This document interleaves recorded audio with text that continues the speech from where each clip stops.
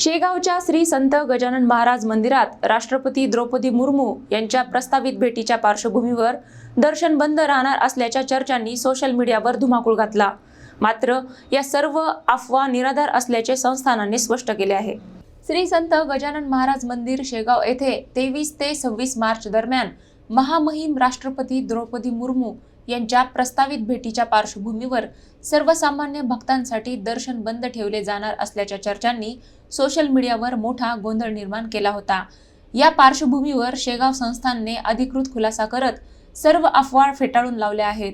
कोणत्याही परिस्थितीत भक्तांना दर्शनापासून वंचित ठेवण्याचा निर्णय झालेला नाही, असे संस्थानाने ठामपणे स्पष्ट केले।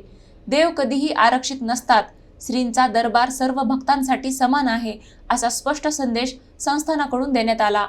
सुरक्षा यंत्रणांच्या प्रोटोकॉलनुसार काही वेळा आपत्कालीन हालचाली किंवा व्यवस्थापक बदल आवश्यक ठरू शकतात, मात्र याचा अर्थ दर्शन पूर्णतः बंद असा होत नाही, असेही सांगण्यात आले। सोशल मीडियावरील अपप्रचारामुळे भाविकांमध्ये संभ्रम निर्माण होत असल्याची खंत व्यक्त करत अधिकृत माहिती फक्त संस्थानाच्या अधिकृत माध्यमातूनच जाहीर केली जाईल, असे आवाहन करण्यात आले।